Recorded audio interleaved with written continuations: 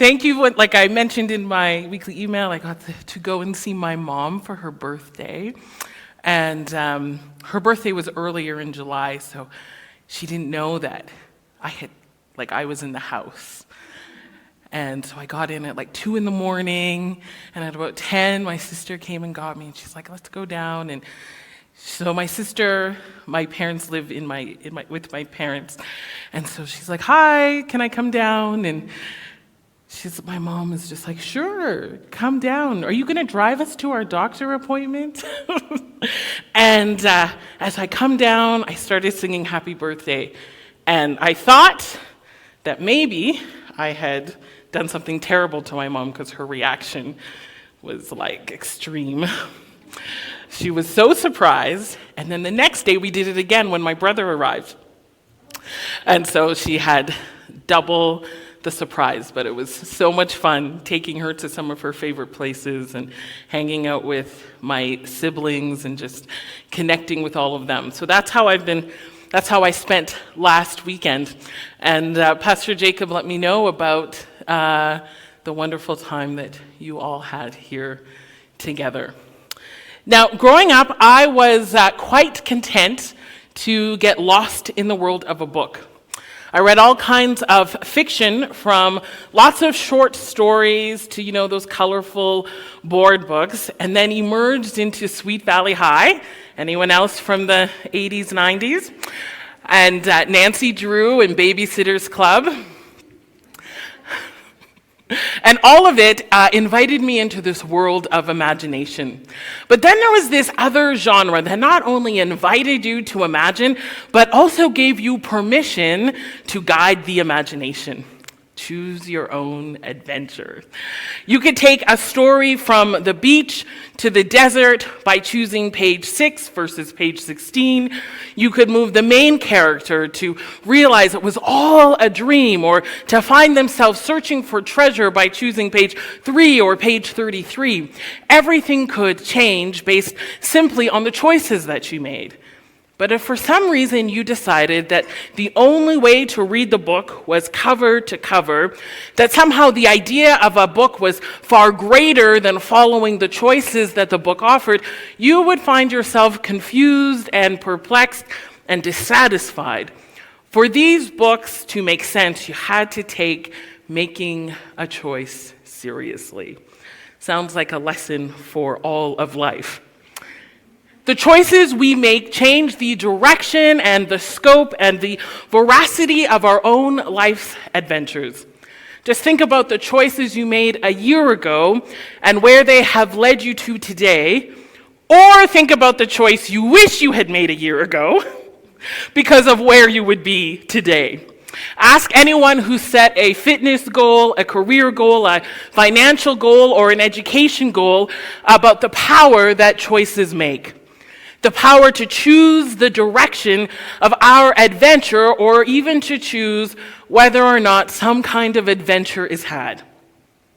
We believe all of that, except we have this idea around choice being a great influence when it comes to everything, except often when it comes to this idea of being a Christ follower. This decision we make to identify our lives with the life and teaching of Jesus is somehow the choice that we imagine holds very little impact on the way that we live out our day-to-day. After all, if God does not answer our prayers as we imagine they should be answered, if life in Christ is not simply this straight pathway to heaven, if following God does not guarantee significant wealth or health or anything along those ways, if we don't suddenly become the picture of perfection, then we can be left with this idea that to follow Christ is to be left exactly as we were, with no real reason for any kind of choice to be made, with little or no impact on self, on others, on the world around us.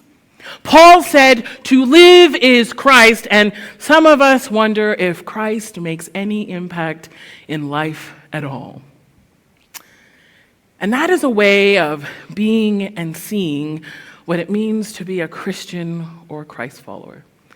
A people invited into something that requires nothing of them and offers them nothing moving forward. Something that is perhaps pointless. But what if this invitation that Jesus offered to the disciples, to the early church and to us, the invitation to follow him, is actually an invitation to make a choice and to then make subsequent choices? An invitation into a new way of being and seeing the world, an invitation to make this strangely audacious choice. Then in our pursuit to be who we are created to be, we choose to follow the way of Jesus. We choose to become more and more like God. Now, before you feel like that's too heretical, I'm not suggesting that we become God, but rather that we are invited to be more and more shaped by the way of Jesus, so that we can find our way to becoming more and more like God, to take on the attributes, the likes and dislikes, the ways of thinking about one another and the world we live in, not simply as we are, but rather as we were intended to be, ones like God. Does that shift how you see the Beatitudes? Jesus offering to the crowds, listing a snapshot of what God is like. Thus, a snapshot of who we can be. And that snapshot in the Beatitudes sounds like this: God cares about those who do not have enough. God is one who mourns and sits with the mourners as they receive comfort, because they become comforters. God is one who understands the meek and takes a similar posture in the world. God is one who loves to fill those who hunger and thirst for justice. God is merciful. And then the caveat is, and go and do likewise. These are the attributes that Jesus suggests are demonstrative of those who share in the life of God, which is the good life. Blessed are the merciful. In the Hebrew, that word mercy is translated sed, tenderness, kindness, graciousness, self-giving, unconditional love. And in the Greek, it leans more towards this idea of gracious deeds done for those in need. And when we consider what God is like, it makes sense, for we have all been in need of unconditional love. We have all received the benefits of self-giving love. We have all required gracious acts when we were in need. In fact, if we were to pause for just a moment, we can think of a time when we were in need of mercy and when mercy was offered to us. That moment that you were unnecessarily impatient, the time you spoke so harshly and regretted it, the day you let down your team, the time that you didn't have enough to make ends meet, the moment when you were unkind or dismissive, the day you forget what is most important, the season when your selfishness betrays you. Each of us have moments when we require the graciousness of others, whether a simple smile or a gift offered, a complaint withdrawn, forgiveness given, second chances unveiled, a kindness that is unexpected and perhaps unwarranted. Mercy is something that we require, but it is also something that is so easy to receive. But as Forrest notes, mercy may be essential to the Christian life, yet it is far from a popular virtue. Especially when this is not a virtue that you are accepting, but one that you are offering. When they are impatient, when they speak harshly, when they let you down, when their selfishness betrays them. It's at those moments that the choice to follow, to be shaped, to become like God, the us we were designed to be, seems unreasonable and impractical and irresponsible. I read a story this week about a woman named Donna Eddy. And when she was a student, she had this night job delivering pizzas. And one night on the job, she came face to face with 3 young boys who demanded money from her. They had small handguns, but at a first glance, she didn't take them seriously. She thought they were toys, and all she had was like $20, and that $20 belonged to the pizza parlor. So she kind of ignored them and was like, just got into her car. And as she was getting in, she heard one of the little boys say, "But I could shoot you." And his voice was trembling with tears. So then she decided to give in, and she was about to hand him the money, and then the boy fired the weapon.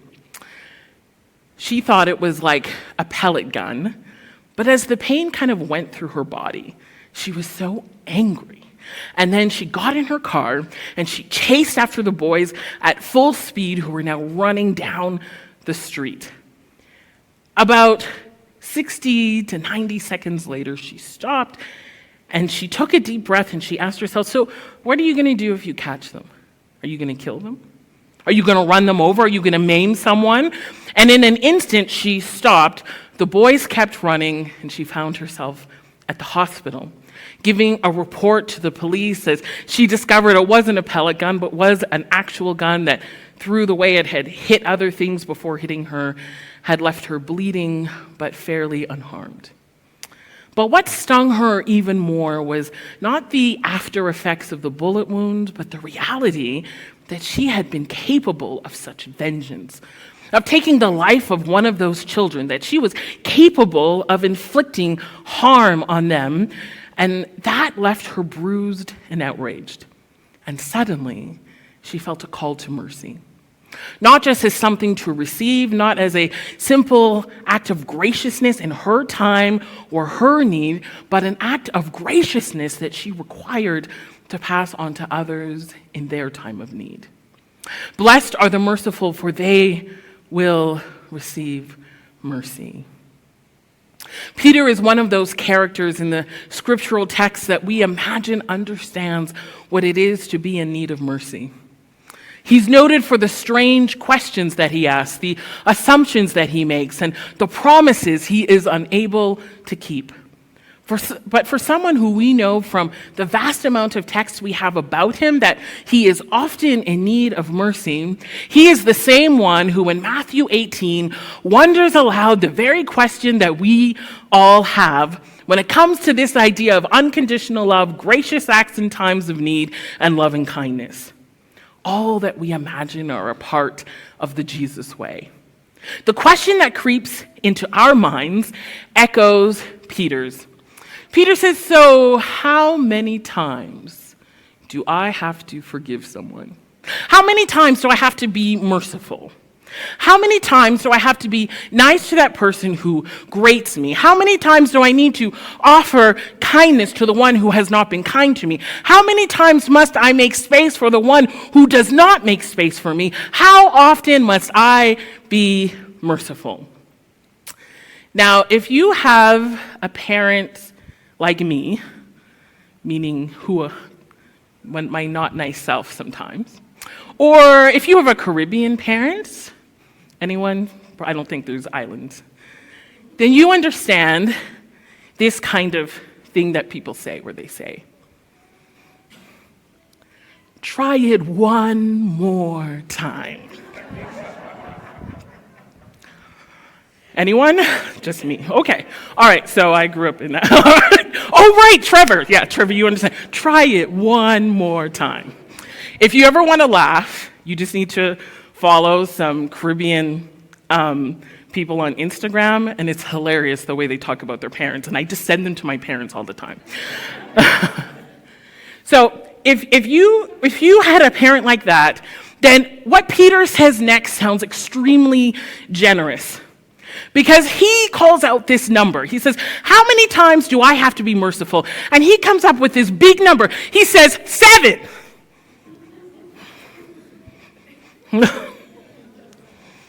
He imagines that being gracious to another person who may not deserve it, if he is truly trying to be like Jesus, is somewhere around that number.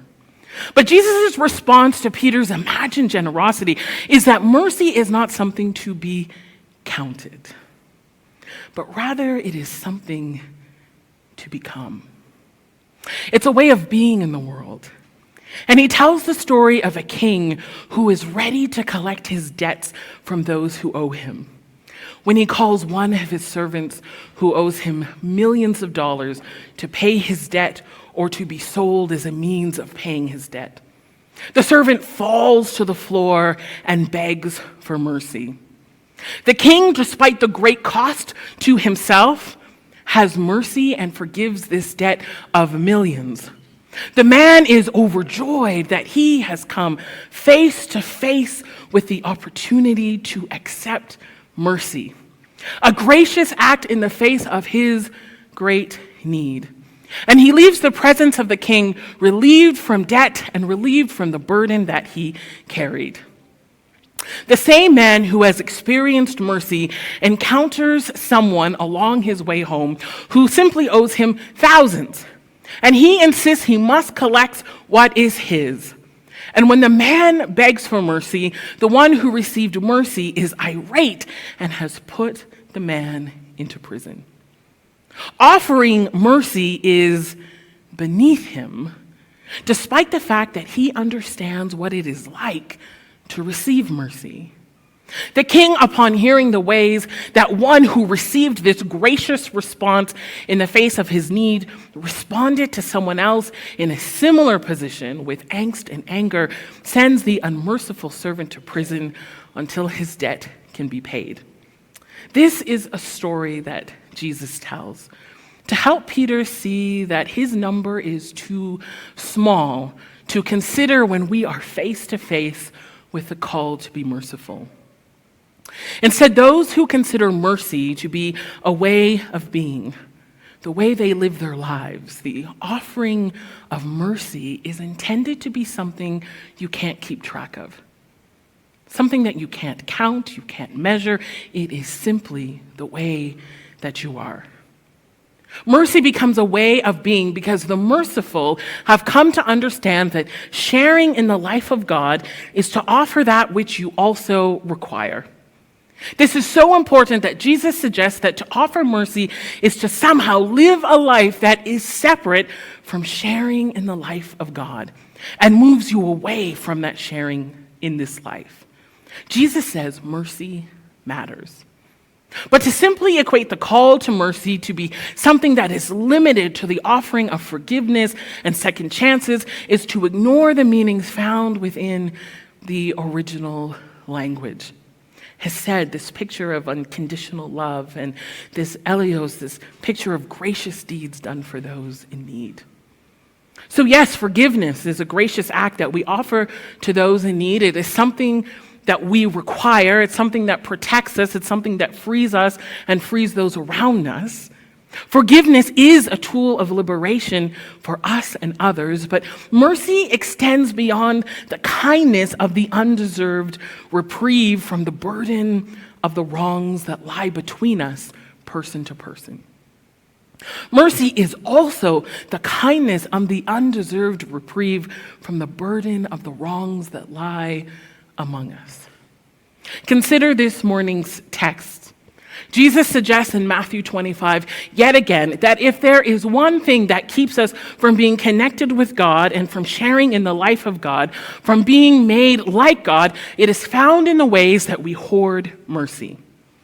In the ways that we keep it as something that is for us to receive, but is not also for us to offer.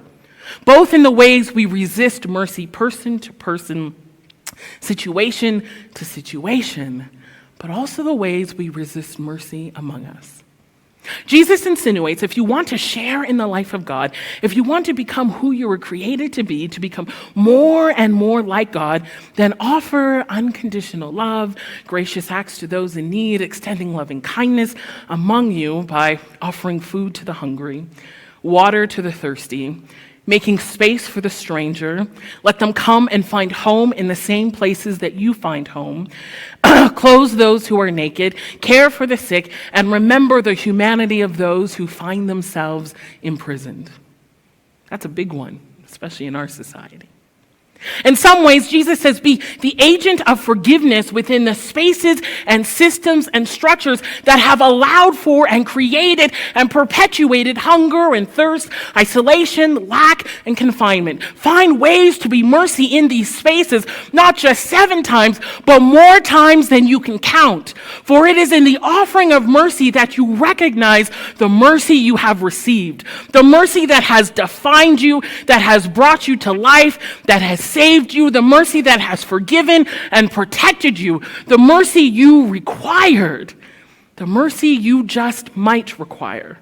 Be merciful and you will receive mercy. Be merciful and you will become who you were created to be. Be merciful and you will share in the life of God. Mercy begets mercy.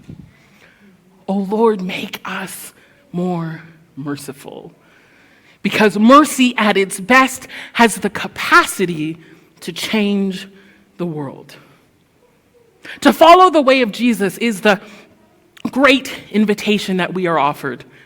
And within this beautiful invitation is the choice to share in the life of God. The call to follow Jesus is not something that holds no meaning or does not push us towards great transformation. Instead, to follow Jesus is to come alive, to let go of that which so easily entangles us. To follow Jesus is to share in the life of God, which is for us to come alive, to share in the life of God, to participate in the resurrection, to participate in coming to life. Coming to life as one who understands their need for God. Coming to life as one who is comforted and offers comfort. Coming to life as one who is meek, as one who wants to participate in the recreation of Eden. Coming to life as one who longs for justice. Coming to life as one who is merciful. As one who offers gracious acts to those in great need. One who offers loving kindness and self-giving love. It is easy to understand that to follow Jesus is to call us to nothing. That the decision to follow Jesus is nothing more than a prayer that keeps you away from a fiery end. But if you are courageous enough not to simply read the story as you always have, but to instead to follow the prompts, the calls to choose, the invitations to come to life, then adventure awaits. Good news is offered, solutions arrive, realities are shifted, goodness becomes us, kindness defines us, and love is who we are. And it all starts with a choice. Blessed are those who are poor in spirit, blessed are they that mourn. Blessed are the meek, blessed are they that hunger and thirst for righteousness. Blessed are the merciful, for they share in the life of God, which is the good life. Come on up.